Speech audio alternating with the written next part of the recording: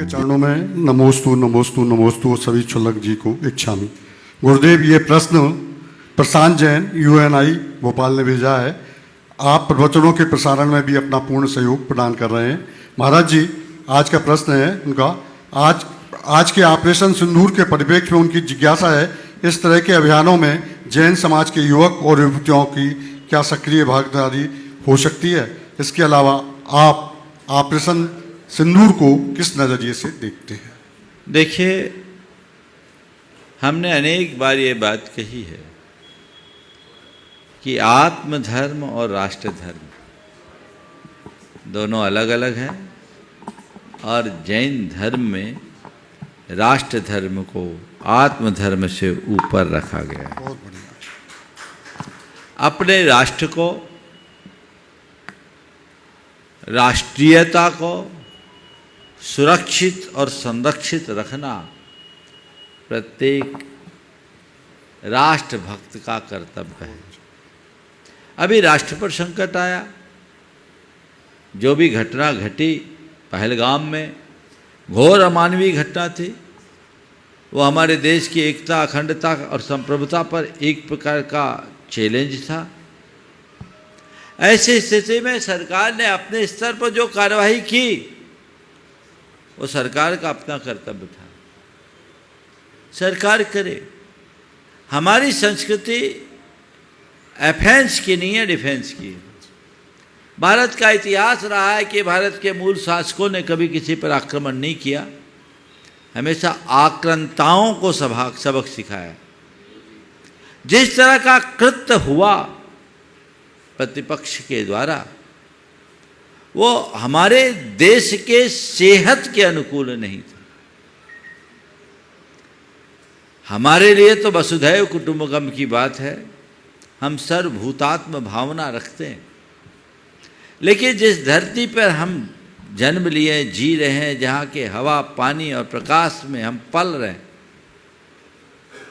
उस देश के प्रति प्रत्येक देशवासी का कर्तव्य है।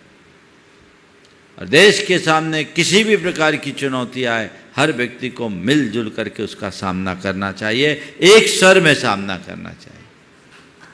सरकार ने जो कदम उठाया वो सरकार का कदम है। मैं साधु हूँ, मेरा साधु धर्म है, तो मैं अपनी साधु धर्म की मर्यादा में रहते हुए इस विषय में अपनी ओर से कुछ नहीं कहूँगा, लेकिन मैं आप लोगों से कहूँगा, देश की एकता और संप्रभुता को अक्षुण्ण बनाए रखने के लिए आपको सरकार का साथ देना चाहिए। बहुत बढ़िया, बहुत। ये आपकी जिम्मेदारी है। और अभी संकट है, अंदर से सबको एक भावना भानी चाहिए कि सबको सद्बुद्धि आए और विश्व में और दो देशों के बीच जो युद्ध के बादल मंडरा रहे हैं वो छट जाए। हम युद्ध को शांति में परिवर्तित करें। हमारे विश्व में अनेक युद्ध हुए, आज तक युद्ध से कोई हल नहीं मिला, अंततः समझौता ही अपनाना पड़ा। अगर ये इस तरह की स्थितियां हैं, उसमें भी कोई रास्ता निकले, ऐसी भावना भाई। सभी लोग अपनी प्रार्थनाओं में ये कहे, हम लोग तो रोज शांति पाठ करते, शांति धारा करते, भावना भाई ये भी बीच का टले, शांति और सद्भावना है।